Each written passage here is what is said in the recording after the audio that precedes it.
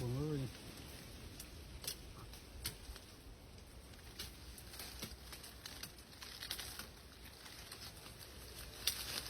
Mồm buông ơi.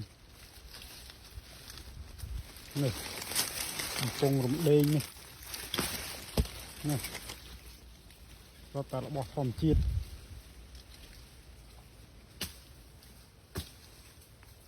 Này bóng buông ơi, mình la thòm chiết này. Này, mưa. Này. Buông o. Này. Này, bố ơi, mà năm như là mà đo này. Cả tích tiết nó phót đâu với thế này. Này, bố ơi. Này. Phót bố ơi.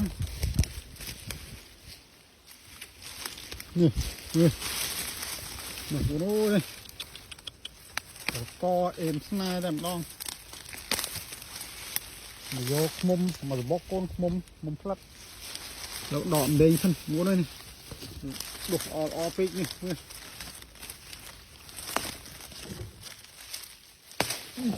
Đây, hộp tà bà lai thòm chiết nữa nào con. Miền lùi tinh bà lai xa nhưng mà bà lai thòm chiết.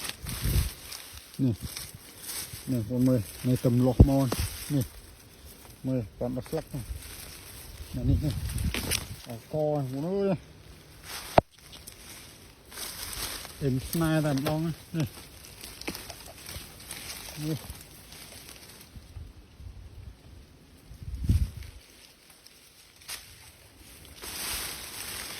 Nè, chiên chèn.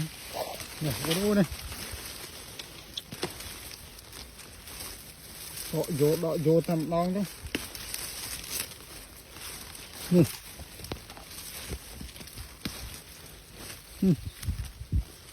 Không á. Nè.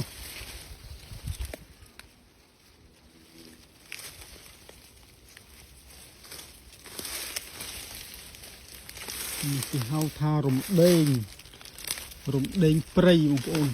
Đây, kịp được chắc nhanh. Chẳng mơm nữa, này, chúng ta hả mơm này bông phụ này. Mình chạy chơi đó. Ôm lộ chắc nhanh nha bông ơi. Thì, làm đo này, 10. Nè, 10 khinh ạ. Nè, 10. Anh em phong ghê nè. Nè. Xong nhầm tần lúc nhầm đọ giờ ta đâm rụm đen. Này, bố rô này thông này. Này. Thông nó co. Lo sau miên lên môn là ta vì rô chán phê. Môn mong ọt miên này. Sau vì rô chán phê. Chăm mười nhầm đập vào hang mông. Mông bốn mơ. Lọc đòm đây mà phần này xem này. Này, đạp này. Ha sạch cô của ba nó bố ơi. Diệt mà ha sạch cô.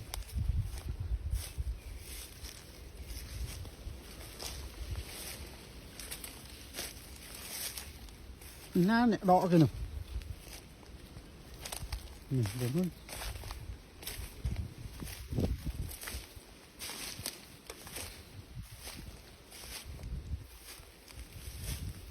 Nè, con này ha. Tổng còn một mông bình. Nè. 10. 10 nữa. Mình phải giờ tắc bánh nha. Rồi phía rồi là tắc bánh nha.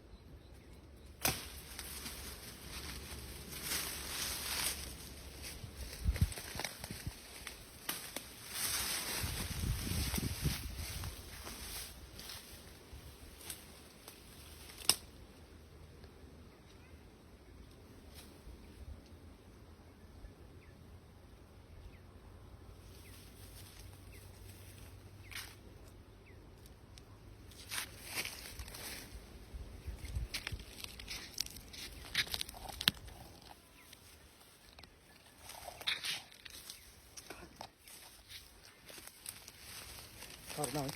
Phải hết. Nè bố ơi, tật đây. Bộ bò phần chai. Ở bên xa cái linh. Tật sọt. Nè. Ồ, êm này tầm đón nè. Chẳng gì chẳng á.